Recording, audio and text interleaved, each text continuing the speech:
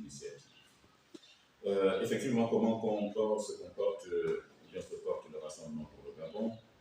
Je vous dirais que le Rassemblement pour le Gabon se porte à merveille. À merveille parce que nous sommes en pleine renaissance, en pleine reconquête du terrain.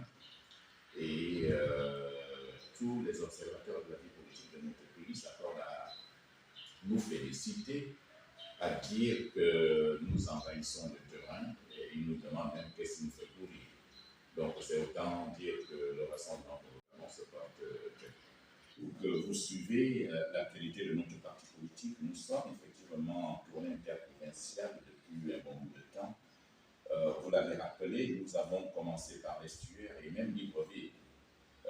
Nous sommes allés dans le sud à travers la Nianga, l'Angoumi et le Moyen-Ogooué, et récemment nous sortons de l'Ogooué-Vido. Et je pourrais dire que de toutes ces étapes, nous avons été agréablement surpris de constater que le parti vit et que le parti est présent dans toutes ces localités. Pour ne parler que de la dernière étape, comme vous le demandez, pour nous, Makoko a été véritablement une renaissance, une révisitation, effectivement, des accords qui étaient tissés depuis longtemps entre le parti et les populations de ces localités. C'est donc une renaissance, une révisitation donc, de ces accords qui étaient pratiquement imprimés dans leur cœur et que nous avons tous ressuscités. Et je puis vous assurer que dans cette province, tout est rentré dans l'ordre. Les populations avaient reproché un temps soit peu le manque de visite et de descente sur le terrain. Et vous avez suivi à travers les médias comment est-ce que les populations nous ont accueillis. D'Ovan à Boué et de Boué à Makoko, c'était la liste populaire. C'était des engagements massifs parce que les populations ont adhéré. Ils ont signé des fiches d'adhésion. Les populations se sont engagées à prendre les responsabilités. Nous n'avons pas que livré un message politique, nous avons également implanté le parti là où il y avait des structures à mettre en place. Et c'est ce qui a été fait. Jusqu'à présent, nous avons toujours des contacts, des appels qui viennent de ces différentes localités dans lesquelles nous sommes passés pour dire que pour nous, ça a été véritablement une bonne aventure, une très bonne aventure. Et le message que nous avons livré là-bas portait sur trois points essentiels. Le premier point était de repréciser la petite historique sommaire que nous avons voulu faire au sujet du Rassemblement pour le Gabon. Comme vous le savez, il y a très peu, le fondateur du parti a laissé la tête du parti et votre humble serviteur au dernier congrès de 2021 a été élu président du parti. Donc il fallait le préciser aux militants et leur montrer comment nous sommes arrivés à ce niveau. Le deuxième point était effectivement d'analyser avec les populations la situation sociopolitique et économique de notre pays, qui, de notre humble avis, est une situation chaotique. Nous avons même estimé que le Gabon est dans une situation de mort cérébrale et qu'il ne vit, il ne survit qu'à l'aide des perfusions venant de l'extérieur. Nous avons enfin présenté aux populations l'alternative que représente le Rassemblement pour le Gabon face à ce désastre, face à ce chaos programmé.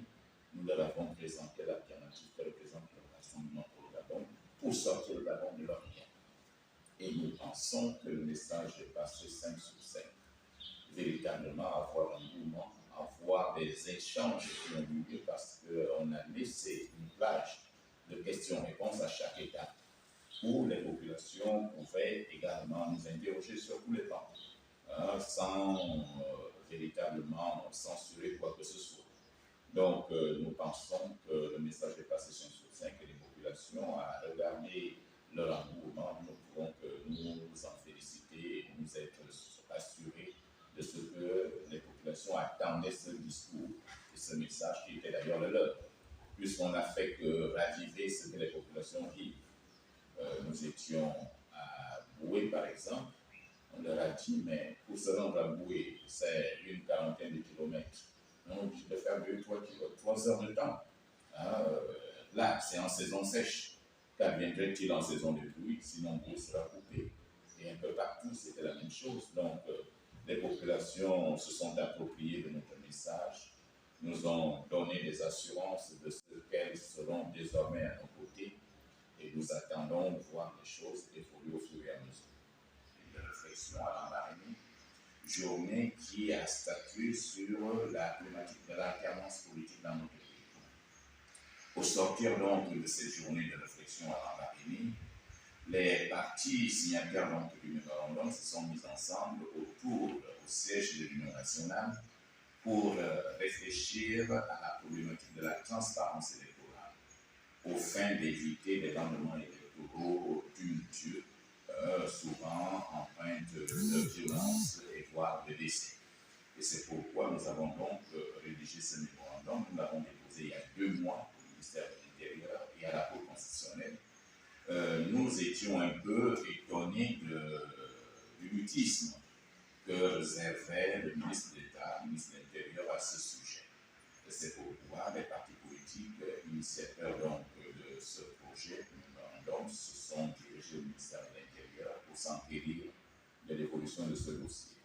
Donc nous avons divisé avec le ministre de l'Intérieur sereinement, convivialement, et il a pris sur lui la décision effectivement d'ouvrir dans les tout prochains jours les débats sur le fond. Il nous a rassuré avoir reçu effectivement ce mémorandum il y a 2 mois, et nous avons profité de lui remettre également solennellement au cours de cette audience.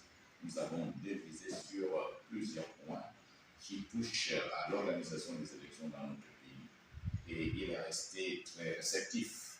Mais nous ne voulons pas rester sur nos lauriers pensant que tout est fait. Rien n'est fait pour le moment. Le contact a été établi et nous souhaiterions que le plus rapidement possible que les échanges et les discussions commencent sur le fond. Vous dites bien que nous sommes tenus par les délais constitutionnels. Donc il nous faut commencer dès maintenant cette réflexion afin de regarder les modifications apportées sur toute la loi électorale et sur tout le processus électoral partant du CGE, dont le bureau aujourd'hui est déjà caduc. Il nous a donné des assurances que très prochainement, le bureau de la CGE sera donc mis en place conformément à la loi en vigueur. On attend tout simplement que les partiels qui sont organisés au mois d'octobre prochain soient terminés, et à la suite de ça, dans la foulée, on va mettre le bureau du CGE, du Centre gabonais des élections, en place. Donc, c'est pour toujours travailler sur la problématique de la transparence électorale, le respect, effectivement, des résultats des urnes et la proclamation sans de ces élections, parce que nous estimons que nous sommes dans un pays que nous devons tous préserver. Les intérêts ventriloques ou alors partisans ne devraient pas menacer la paix de notre pays. Et c'est pourquoi il est important que les uns et les autres puissent comprendre que le Gabon est au-dessus de nos petits intérêts. Et c'est pourquoi nous avons interpellé le gouvernement via le ministère de l'Intérieur. De prendre toutes les mesures pour satisfaire les besoins des populations. Malheureusement, les mesures sont annoncées, mais les mesures ne vont pas s'appliquer d'elles-mêmes. Les mesures sont appliquées par un suivi sur le terrain. Aujourd'hui, nous constatons que rien n'est fait sur le terrain. Les populations crient. Mais malheureusement, le pouvoir en place est sourd. Il se contente des effets d'annonce. Il se contente de dire que nous sommes dans le partage, dans l'égalité de chance, mais de l'égalité de chance, il n'en a pas eu. Tout simplement parce que nous voyons qu'il y a des disparités criardes au sein de la population, où il y a une frange de la population qui vit pratiquement aux as, et le reste de la population tire le diable par la queue. Donc, dès cet instant, nous pensons que nous faisons corps avec les populations qui souffrent aujourd'hui. Et nous dénonçons vertement cette inflation qui a un impact très négatif dans la vie des populations, dans la vie des ménages. Et je sortais tout à l'heure d'un établissement de la classe où les parents ne peuvent plus tenir. Ceux qui ont 3, 4 enfants à scolariser, c'est difficile. Et là, également, la fameuse mesure d'allocation de rentrée scolaire ne concerne que les enfants d'un certain âge, mais ne concerne pas ceux qui sont à l'université, ne concerne pas ceux qui ont plus de 17 ans. Vous voyez, c'est toujours des mesures, vais-je dire, qui sont marginalisées, qui ne touchent pas à tous ceux qui sont dans le circuit de la scolarité. Envahi par la situation difficile actuelle du pays. En toute chose, il y a toujours une solution. Et nous pensons que le Rassemblement pour le Gabon, qui a un projet de société essentiellement social, il vous souviendra, pour ceux qui le savent, et beaucoup le savent déjà, le projet de société du Rassemblement pour le Gabon qui tourne autour de la gratuité de l'école, la gratuité de la santé, du logement, une retraite de qualité à tous ceux qui ont travaillé, des routes partout. Et comme vous pouvez l'imaginer, nous ne faisons pas un projet de société qui va concerner les populations qui habitent Jupiter ou Mars. Nous voulons répondre aux préoccupations de nos populations. Je reviens de l'intérieur du pays. Véritablement, c'est un chaos. C'est un désastre. Et nous leur avons dit à ces populations de ne pas se décourager. Il faut qu'elles se sentent rassurées. Et c'est ce qui a été fait tout au long de notre pays à l'intérieur du pays. Ce n'est qu'une première phase. Dans les tout prochains jours, nous irons dans le Haut-Togo et le Goût maritime. Donc, c'est déjà programmé.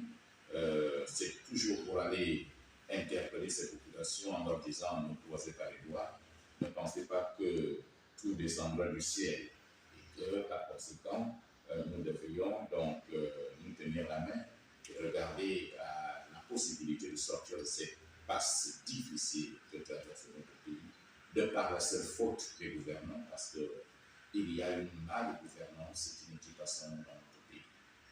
Des détournements massifs, des vols assez ouverts, la précarité démentielle, le taux de chômage qui dépasse les seuils autorisés à plus de 35%, la dette sous laquelle cotise notre pays est à plus de 7 000 milliards de francs CFA. Donc, au regard de tout ceci, nous avons demandé aux populations de ne pas céder au découragement. Nous sommes à leur côté, bien évidemment avec d'autres partenaires de l'opposition, mais nous pensons qu'il va falloir mettre un terme à cette randonnée difficile que traverse notre pays en